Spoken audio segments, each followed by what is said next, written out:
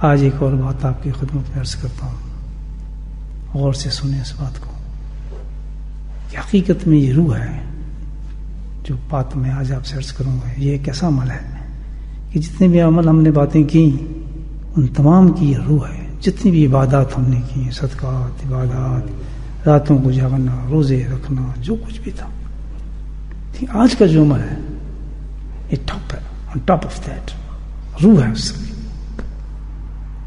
اور یہ ایسا عمل ہے کہ اس کے بغیر جو ہے آنے والی زندگی جو ہے وہ اچھی نہیں ہو سکتی، ناممکن ہے. کوئی عبادت جو ہے، کوئی چیز بھی جو ہے وہ ہمارا ساتھ نہیں دے گی اگر یہ عمل نہ ہوا ہمارا. اتنا قیمتی عمل ہے.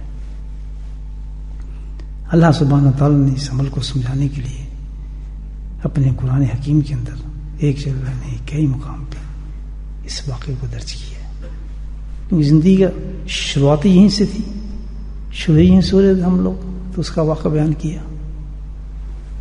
سب واقف ہیں، آپ سنتے بھی ہیں، پڑھتے بھی ہیں، الحمدللہ رٹا ہوا ہم سب کو. حضرت آدم علیہ السلام کا قصہ کس کو نہیں پتا. حضرت آدم علیہ السلام لفظ پہ تو غور کریں، اللہ نے کیا فرمایا آدم علیہ السلام سے کہ بھائی اللہ سبحانہ تعالیٰ نے ہمیں پیدا کیا، ایمان دیا، کیا کچھ نہیں دیا، کون سی نعمت سے نہیں نوازا. سب سے بڑی چیز تو قرآن دیا، انبیاء دے، ہر چیز اللہ نے ہمیں دیا ہے یا نہیں دیا. اور پھر آپ دیکھیں کہ کس کو کہا جا رہا ہے، اتنی بڑی ہستی کو، الرسول نبی کو، حضرت آدم علیہ السلام کو، جن کی حیثیت کیا، وہ سب کے باپ، میرے بھی باپ، آپ کی بھی باپ، تمام انبیاء کے باپ، تمام مرسلین کے باپ. آپ دیکھیں نبی آخر الزمان کے باپ، ابوبکر کے باپ، صدیق کے باپ، عمر کے باپ، عمر کے باپ، اولیاء اللہ کے باپ، جتنے بھی دنیا کے اندر آئیں گے جس حیثیت میں، سب کے باپ ہیں یا نہیں، سب سے بڑے ہوئے یا نہیں. دیکھیں آپ تو ان کو اللہ پاک نے کیا فرمایا، یہ غور کرنے والی بات ہے. کیا کیا تھا انہوں نے بھائی، کیا جواز پیش کیا حضرت علیہ السلام نے اللہ تعالیٰ کو کہ اللہ تعالیٰ میں تو اتنا بڑا نبی ہوں، سالوں مخلوق مجھ سے چلے گی، میں تو جنت کے اندر رہنے والا ہوں، تیری نوازشیں، تیری اللہ نے سب بتایا اس کو، تو اس مقام پر تھا. تو یہ تو ایک ویسی غلطی ہوگی تھوڑی سی، میں نے غلطی سے بات کر لی، خیال تھوڑی تھا میرا ایسا، میں بھول چک، اپنے مقام کے مطابق بات کرتے ہیں نا سر. ہم یہی تو کرتے ہیں کہ یار کیا ہے، چھوٹی سی تو بات ہے، چھوٹی سی تو حکم ہے اللہ تعالیٰ کا، کیا ہی تھا یہ، کیا درخت کے پاس نہ جانا، اور غلطی ہوگی معاف کر دیں. دیکھیے اللہ کے ہاں یہ ہے، سن لیں اللہ نے یہ بتایا اس واقعے سے کہ کسی بھی مقام پر آدمی روحانیت کے، علمیت کے جو میں نعمتیں دوں، لیکن میری نافرمانی کے مقابلے میں وہ کچھ بھی نہیں ہے. اگر کوئی میری نافرمانی کرتا ہے تو ایک اتنے بڑے نبی کو ساتھ یہ معاملہ کیا ہے، تو تمہاری میری حیثیت کیا ہوگی مجھے بتائیں. تو سوچ سکتا ہے کہ علم کے اوپر آ کے انسان گناہ کرے، بزرگی پہ آ کے علم گناہ کرے، یا کسی اور مقام پہ پہنچ کے میں یہ ہوں گناہ کرے، میں تو بہت بڑا بزرگ ہوں جی، مجھے کیا فرق پڑتا ہے تھوڑی سی ایک نماز چھوڑ دوں، ایک چھوٹی سی بات نہ مانوں. نہیں، لا، جہاں لا ہے وہ کیا شجر ہو یا ایک چھوٹی سی چیز ہو یا بڑی کی چیز ہے. اللہ سبحانہ تعالیٰ نے جب کہا کہ یہ تو نے نہیں کرنا، تو بندگی یہ نہیں کہتی کہ اس کے بعد وہ بات کر جائے. اس کا یہ واقعہ بیان ہے، کان کھول کے سن لینے چاہیے کہ کوئی چیز بھی کام نہیں آئے گی. سب سے بڑی چیز کیا ہے کہ اللہ کی نافرمانی جو اللہ کو برداشت نہیں ہے. اور کیا ملتا ہے نافرمانی کے بعد؟ حضرت آدم السلام کو دیکھیں، جنت لی گئی، خود ان کے زمان میں تھا، کیا رہائش تھی، کیا جنت تھے، آزاد، کیا مقامات تھے، کتنا اونچا درجہ تھا، لیکن ایک نافرمانی پہ کہاں پہنچا دیا. جس وقت انسان نافرمانی کرتا ہے اللہ کے حکم کو توڑتا ہے،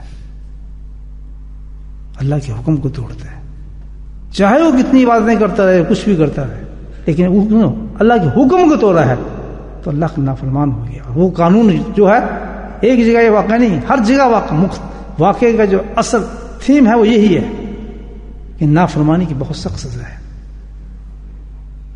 انسان وہی کامیاب ہوگا جو اس دنیا کے اندر اللہ کی کسی بھی بات کو نہ کرے. جس کا حکم دیا گیا ہے اس کو بجا جائے, جس سے منع کیا گیا ہے اس سے بچ جائے. جو گناہ کس کے آگے ہے؟ صرف اللہ کے آگے. اب انسان ہے, ہم انسان ہی ہے نا, غلطی ہو جاتی ہے. حضرت علیہ السلام سے غلطی ہوئی, بتایا گیا کہ بھئی اتنا بڑا انسان وہ بھی غلطی کر گیا نا, جنت میں رہ کے غلطی کر گیا. وہ تو جنت تھی, یہاں تو کوئی گناہ کے حساب ہی نہیں تھا. تو تم تو میں تو جو اللہ تعالیٰ ہمیں جو بھیجا ہے, یہاں تو ہے ہی گناہ سارے, یہ تو ہے ہی دنیا گندی چیز. تو یہ کیسے, یہ تو ممکن نہیں کہ ہم گناہ نہ کریں. گناہ ہو جاتا ہے انسان سے, تو یہ بھی ایک بڑی چیز ہے, یہ بھی بتایا گیا اس میں. جب یہ بات ہوگی حضرت آدم السلام کے ساتھ, تو کریں کیا؟ کرنا وہی ہے جو آدم السلام نے کیا. 300 سال حضرت آدم السلام کے بعد کوئی ہند پر جائے, کوئی ہند پر 300 سال روئے, اور ایسا رونا تھا جس میں آتا ہے کہ آپ کے آنسوؤں سے پہاڑوں سے نالے بہنے شروع ہو جاتے تھے, اور ان نالوں سے بھی درخت اور جنگل اگتے تھے. یہ رونا اتنا, یہاں درد تھا اتنا, اللہ کی نافرمانی کا اتنا افسوس تھا کہ مجھ سے کیسے کام ہوا. اندازہ لگا یہ ہے کہ بندے سے کوئی گناہ ہو جائے اور جو بھی نہ رہیں گے اس کو. سوچیں یہ تو انسان تو نہ ہوا, پھر اللہ کا بندہ تو نہ ہوا, تو نفس کا بندہ ہوا. جیسے جھوٹے سجدے ہیں, سارے جھوٹے رکوع ہیں. حقیقت یہ ہے, بندہ ہو کے گناہ ہو جائے. ہاں گناہ ہو گیا تو پھر آدم علیہ السلام کی طرح جو ان کو احساس و ندامت ہوئی تھی, بات تو وہی ہے. 300 سال رہے, تو اس کے بعد حضرت جبریل علیہ السلام تشریف لائے. کہنے لگا آدم میں تمہیں ایک ترکیب بتاتا ہوں, سنو, ایسا کرو, مجھے بڑی ترس ہے تمہارے پر. تو جبریل علیہ السلام تو اونچی چیز تھے نا.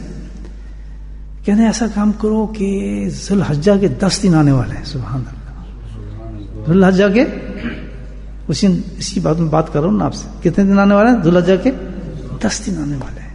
اب تم ایک کام کرو, ان 10 دنوں کو پکڑ لو, بیت اللہ پہنچ جاؤ, اور جب یہ 10 دن آئے تو تم اللہ کے حضور اپنی توبہ پیش کر دو. میں جبریل میں جانتا ہوں کہ اللہ سبحانہ تعالیٰ کو ان 10 دنوں سے کتنا پیار ہے.